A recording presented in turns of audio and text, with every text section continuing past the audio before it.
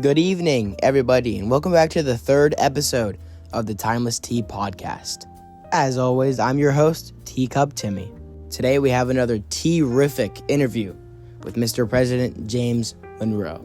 That pun was, all right, to say the least. All right, I get it. No puns. Anyways, good afternoon, President Monroe. It's an honor to have this chance to speak with you. The honor is mine, though I must admit, your world is most astonishing. Man, you're the third president to say that on this podcast. Anyways, moving on. Let's go back to your presidency. You served from 1817 to 1825, a period that came to be known as, quote, the era of good feelings. Care to tell us what defined that era? Ah, yes. The term was coined during my tours of the nation.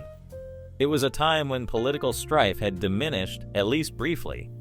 The Federalist Party had faded, and the Democratic-Republican Party stood as the singular voice in governance. My aim was to unify the people, to focus not on partisanship, but on the prosperity and security of the Republic. One of your most major achievements was the Monroe Doctrine. What prompted you to issue such a bold declaration? Europe, you see, had its eyes on the Americas. Though the Napoleonic Wars had ended, European monarchies wished to reclaim influence in Latin America. Under advisement from my Secretary of State, Mr. John Quincy Adams, I declared in 1823 that any interference by European powers in the Western Hemisphere would be considered a hostile act against the United States.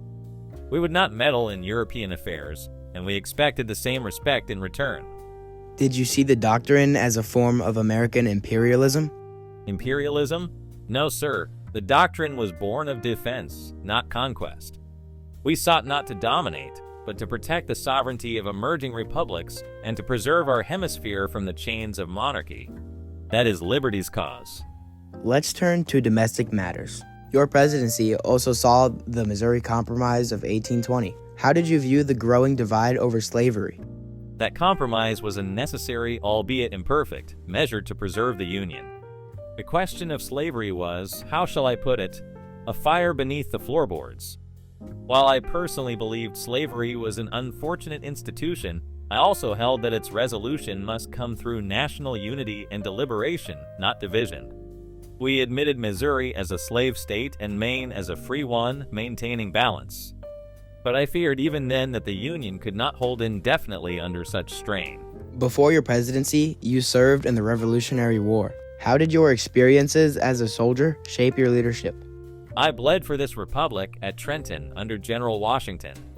That crucible of war forged in me a steadfast commitment to independence and self-government. It taught me that liberty is not given, it is earned and defended.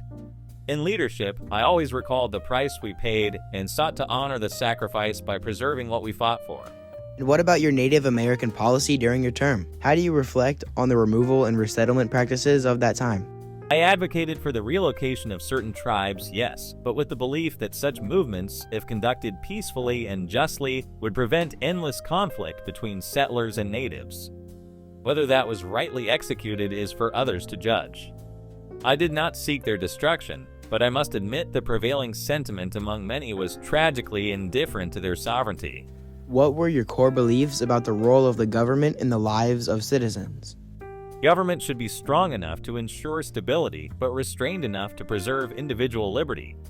I believed in limited federal power, with greater authority resting in the states. Yet I also came to see that national unity and a common purpose, particularly in foreign affairs and defense, were essential. The balance is delicate, but vital to a free republic. During your administration, the idea of internal improvements, roads, canals, was a key issue. What was your stance on this? Indeed, the expansion of infrastructure was necessary to bind our vast country together. I supported such improvements in principle, but I held that the Constitution did not grant Congress that power explicitly. Thus, I proposed a constitutional amendment to permit it. The prosperity of the people must not come at the cost of constitutional integrity. What do you think of the modern United States from what you've seen or what you heard? Your nation is vast, powerful beyond measure, but I sense deep divisions, not unlike those of my own day. Take caution. Prosperity must be rooted in unity. Liberty must be guarded, not merely by laws, but by virtue. And never forget, the government exists for the people, not the other way around. Last question. What legacy do you hope most Americans remember about you? That I served with devotion to the Republic, that I sought peace without yielding strength, and that I strove to keep the Union whole through war, through compromise, through diplomacy. That is all a president can hope. Thank you, President Monroe. It's been enlightening. May your nation endure. Farewell. All right, everybody. That's it for the third episode of the Timeless Tea Podcast. See you next time.